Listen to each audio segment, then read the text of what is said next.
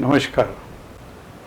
तो 9th class में हमारा सेकंड चैप्टर ये है पॉलिनॉमियल्स। पॉलिनॉमियल्स वैसे आपने पहले भी पढ़ा हुआ है।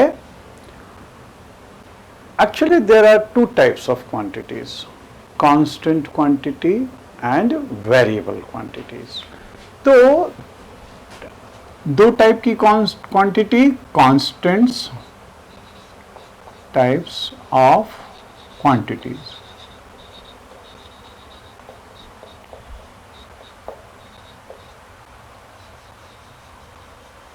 कांस्टेंट क्वांटिटी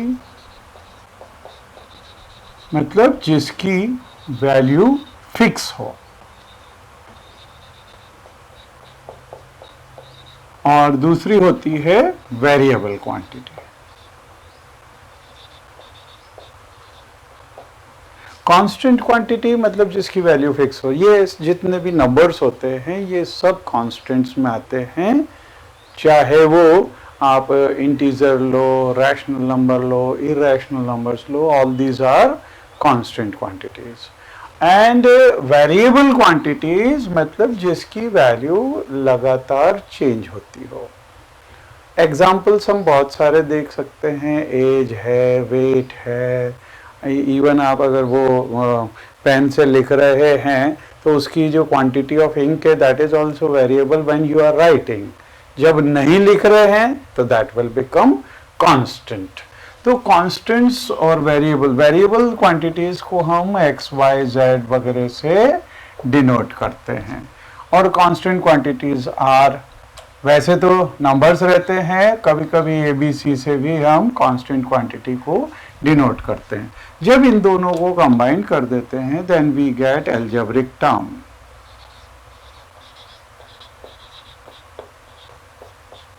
तो एल्जेब्रिक टर्म्स मतलब जैसे 2x या 3xy और 5/x²। तो इस तरह की जो टर्म्स होगी these are called algebraic terms. जब एल्जेब्रिक टर्म्स को ऐड या सब्ट्रैक्ट कर देते हैं तो वो बन जाती है एल्जेब्रिक एक्सप्रेशन।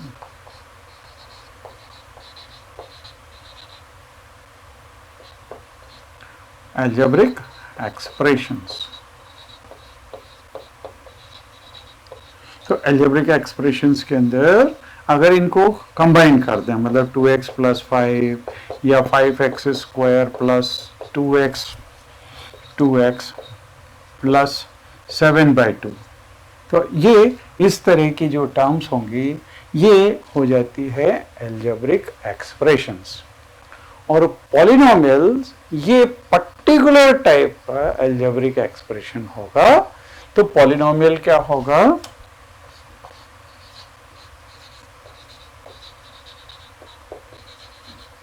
अब पॉलिनॉमियल में भी ये 2 वेरिएबल्स, 3 वेरिएबल्स किसी के भी हो सकते हैं, लेकिन अगर हम पर्टिकुलर केस लें कि पॉलिनॉमियल इन 1 वेरिएबल तो फिर वो एक पर्टिकुलर केस होगा।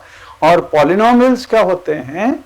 These are algebraic expressions in which degree is, degree मतलब highest power of variable quantity is non-negative integer। मतलब पावर जो है वो नॉन नेगेटिव, तो नेगेटिव नहीं हो सकती, जीरो हो सकती है, पॉजिटिव भी हो सकती है। और इंटीजर, इंटीजर मतलब फ्रैक्शन के अंदर आप पावर नहीं लिख सकते। मतलब पावर जो है 1/2, 1/3, 3/4 इस तरह की आप नहीं ले सकते। अगर 1/2 नहीं ले सकते इसका मतलब स्क्वायर रूट x नहीं ले सकते, स्क्वायर रूट y नहीं ले सकते, third root of x, third root of y इस तरह से आप नहीं ले सकते।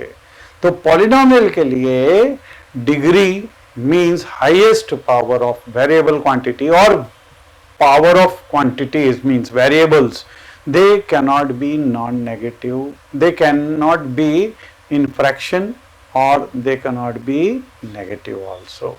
So polynomials, these are polynomial are algebraic expressions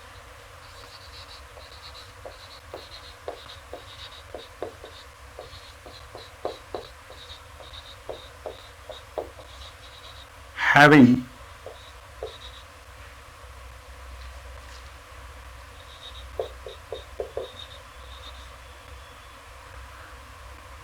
power of variable quantities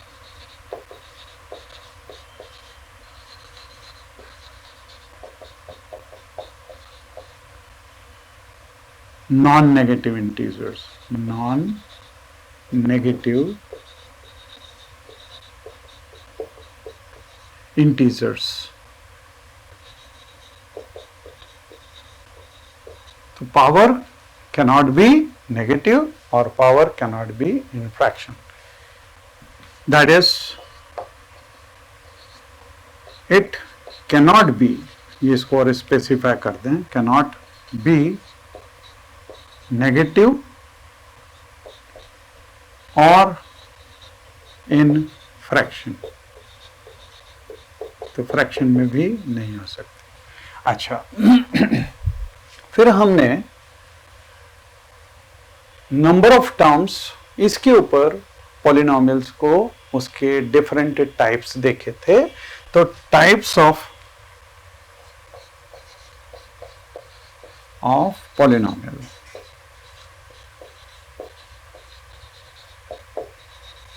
इसमें on the basis of number of terms, तो इसमें होंगे, पहला है monomial,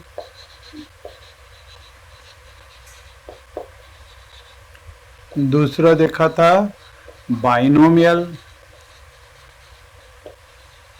trinomial,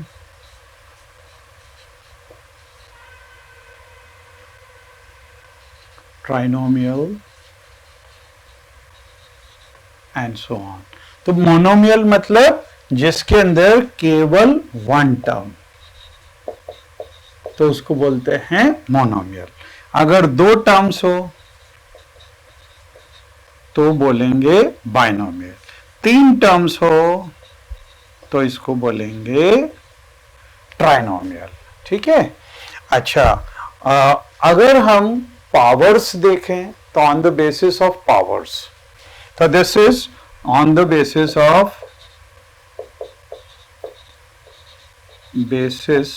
of number of terms.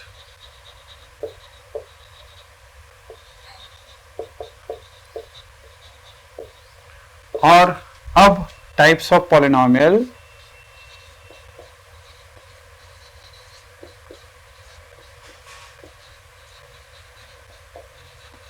on the basis of power.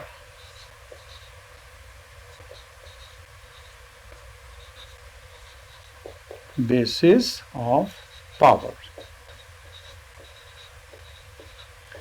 Power means highest power of variable quantity. तो अगर power 1 है, then this is called a linear polynomial.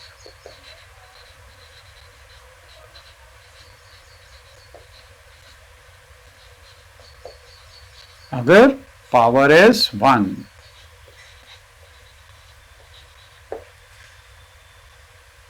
Power, और we can say degree of the polynomial also. Degree मतलब highest power. तो हमको degree of the polynomial, तो it should be, we can write instead of power we can write degree is 1. अगर highest power of variable quantity is 1, then this is called linear polynomial. दूसरा है quadratic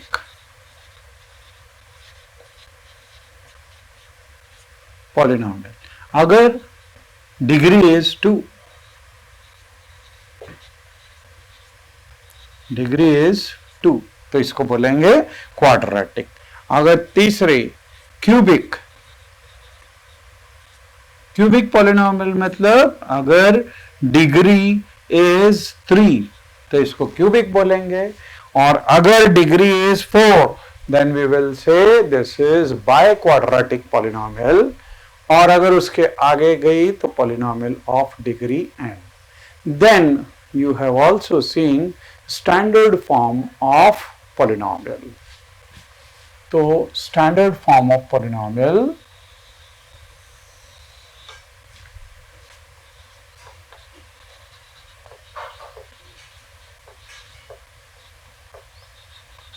form of polynomial।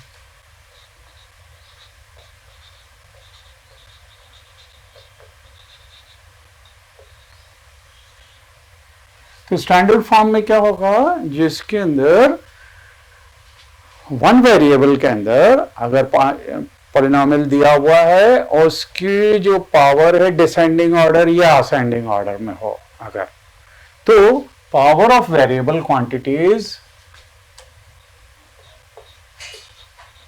power of variable quantity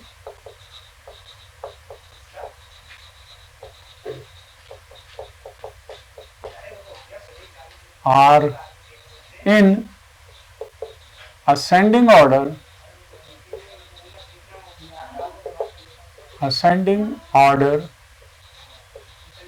or in descending order, or in descending order, then this will be standard form। जैसे अगर हम लें polynomial in x, if we are writing this as a0 plus a1x plus a2x square plus a3x cube plus or an x to the power n, so this will be polynomial of degree n in which a0, a1, a2 and so on, these are real numbers, and x, this is polynomial n। so where a0, a1, a2 and so on, an, these are real numbers,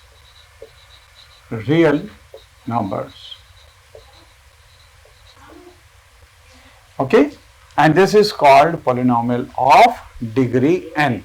अच्छा, इसी चीज को standard form के लिए सबसे पहले highest power और फिर उसके बाद में डिसेंडिंग ऑर्डर में ऐसे भी लिख सकते हैं। So this can also be an x to the power n plus an minus 1 x to the power n minus 1 plus and so on, a2 x square plus a1 x plus and so on, a0। so this will be the standard form of the polynomial, okay। then we come to zeros of the polynomial। see what is zeros of polynomial।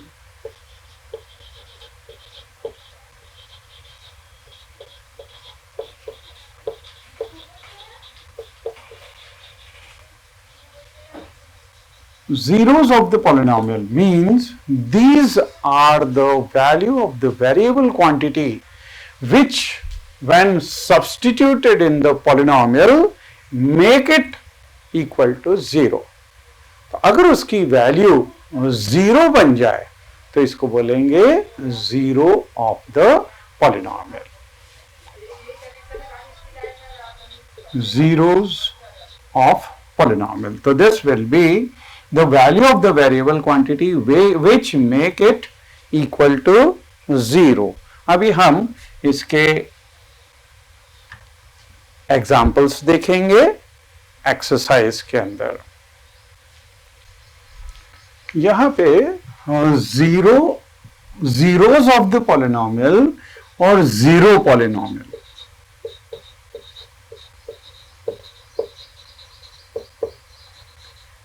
ये दोनों में difference है। Zeros of the polynomial वो value होंगी x की जिसको polynomial में अगर हम सब्स्टिट्यूट कर दें, x या जो भी वेरिएबल दिया हो उसमें पुट करने पे पूरी वैल्यू अगर जीरो बन जाए तो उसको बोलते हैं जीरो ऑफ द पॉलिनोमियल। लेकिन जीरो पॉलिनोमियल क्या होगा?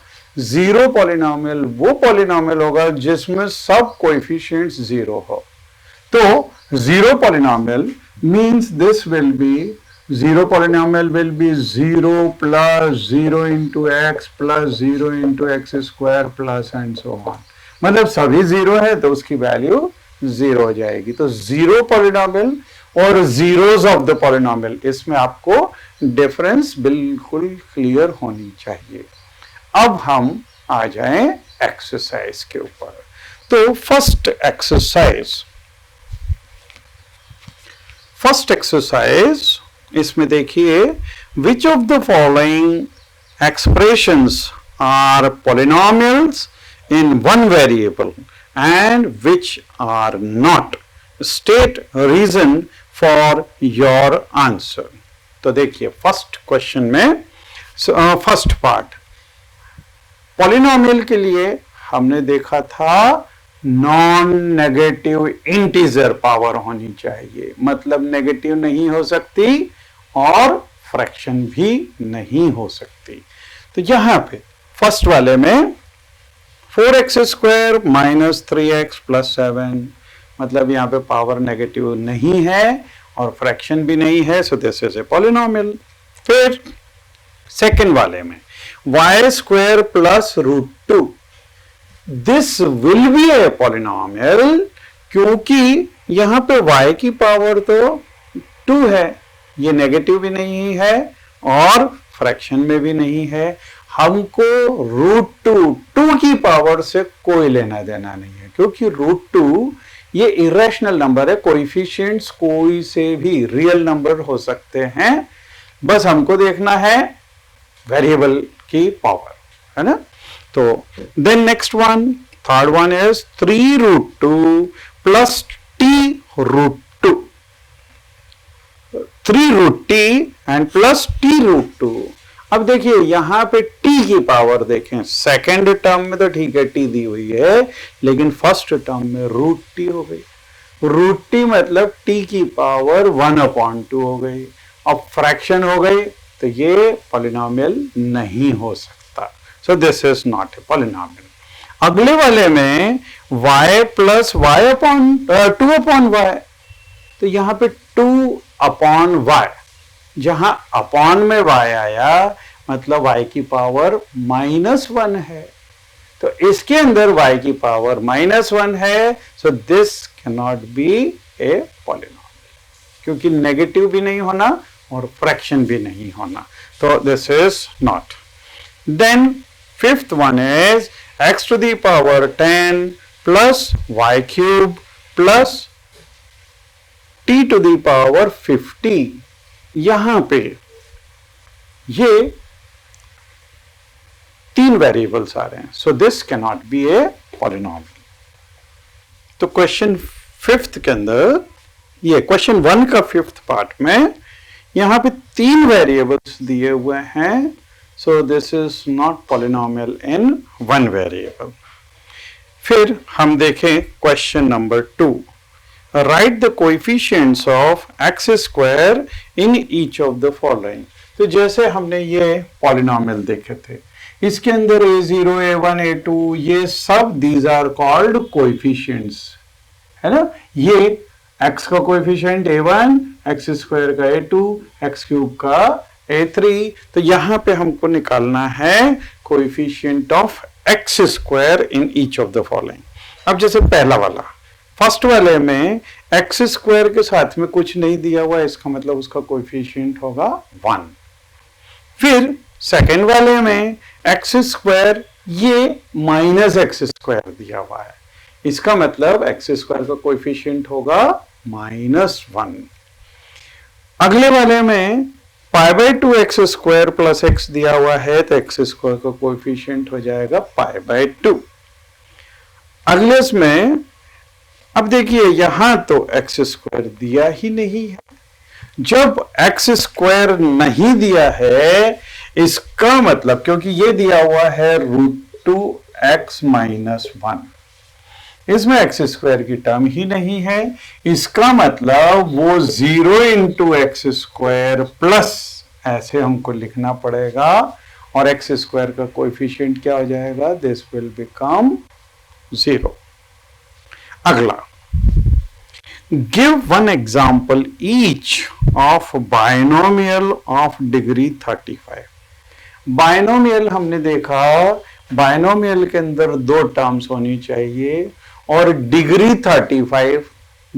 35 होना मतलब x, y, z जिसमें भी हम अगर ये पॉलिनोमियल बना रहे हैं तो उसमें पावर x की वो 35 होना चाहिए।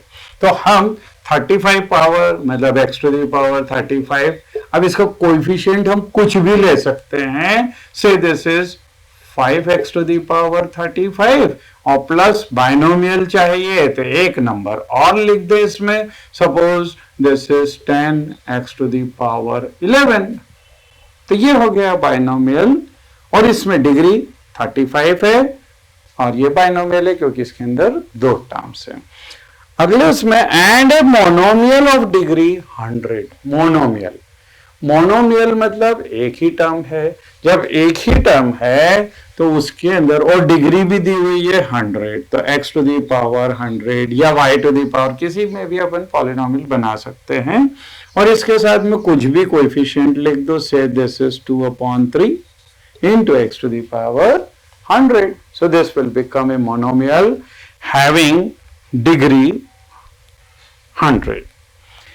फिर फोर्थ वाला, write the degree of each of the following polynomial।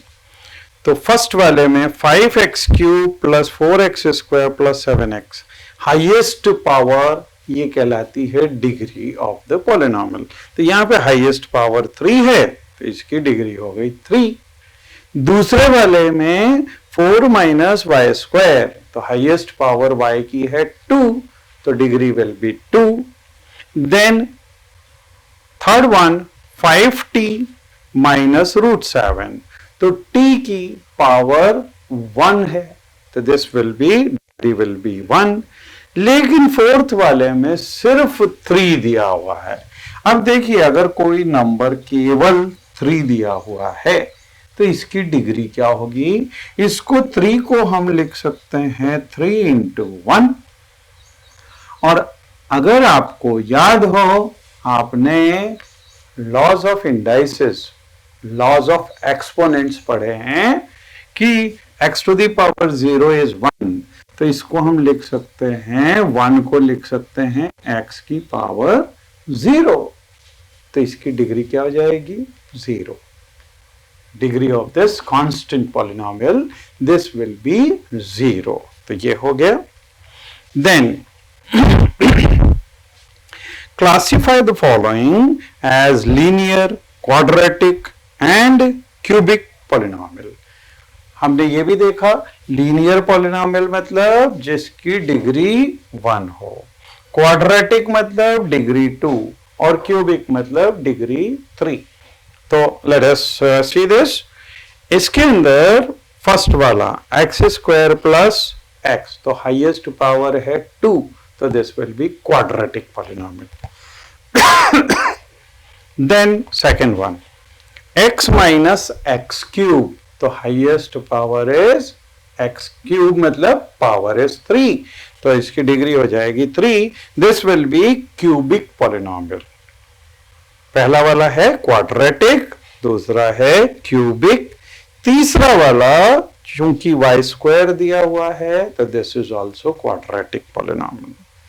Then 1 + x, यहां पे x की पावर 1 है, so this will be linear polynomial. Fifth one is 3t, तो t की पावर 1, तो दिस इज ऑल्सो लीनियर। फिर r स्क्वायर मतलब variable की पावर 2, तो this is quadratic polynomial. And then 3x cube, तो 7x क्यूब, तो x क्यूब मतलब x की पावर 3, तो this will be cubic polynomial. So this exercise finishes. अब हम देखें जीरोस ऑफ द पॉलिनोमियल। जैसा हमने देखा, जीरोस ऑफ द पॉलिनोमियल मतलब x की वो वैल्यू जिसको पुट करने पे पॉलिनोमियल की वैल्यू 0 बन जाए, तो that is called zero of the polynomial. हम इसको सीधे एक्सरसाइज के थ्रू इसके क्वेश्चंस देख लेते पहले, और उसमें से polynomial, zeros of the polynomial also we can understand. तो यहां पे एक्सरसाइज 2.2, एक्सरसाइज 2.2, इसमें पहला, find the value of the polynomial 5x minus 4x square plus 3 at, इसमें x इज इक्वल टू 0 पे, x इज इक्वल टू -1 पे और x is equal to 2 पे ये वैल्यू निकालनी है। बजाय हम ये क्वेश्चन करने के, अगर हम क्वेश्चन नंबर 2 इसका कोई सा पार्ट कर लें तो ज्यादा अच्छा रहेगा, क्योंकि तब हम फर्स्ट क्वेश्चन भी कर सकते हैं। तो देखिए इसके अंदर फाइंड P0 मतलब x इज इक्वल टू 0 रखना है, P1 मतलब x इज इक्वल टू 1 रखना है, P2 मतलब x इज इक्वल टू 2 रखना है in each of this following polynomial. तो हम इसमें सबसे पहले एक पार्ट कर लेते हैं, बाकी के आपके होमवर्क के लिए हो जाएगा।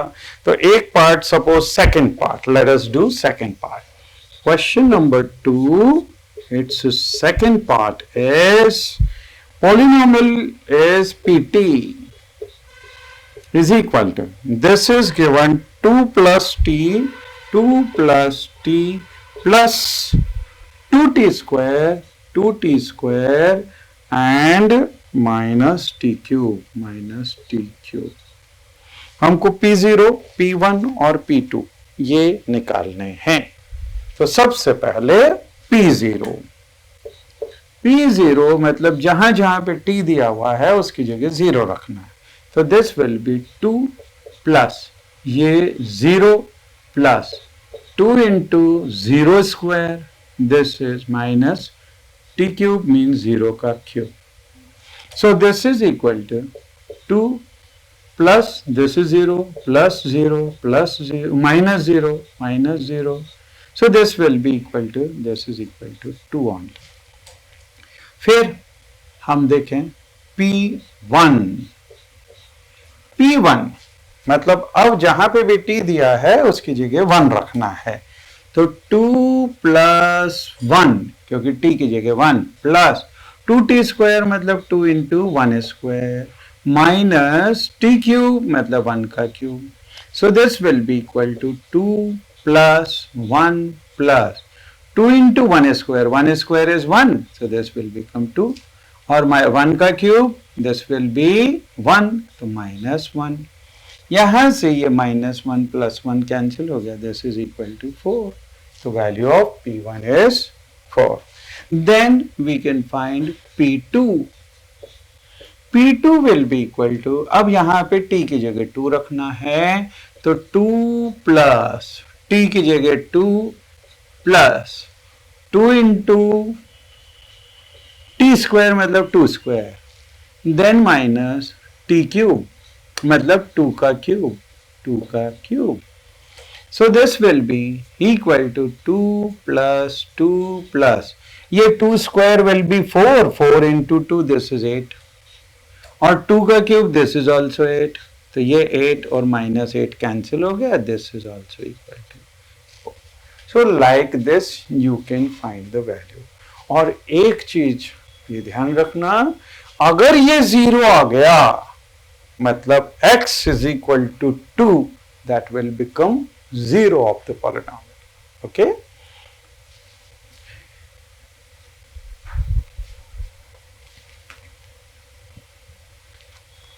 So after this, in third question, we have to verify whether the following are zeros of the polynomial indicated against them. तो ये हम अगली बार इस क्वेश्चन को करेंगे.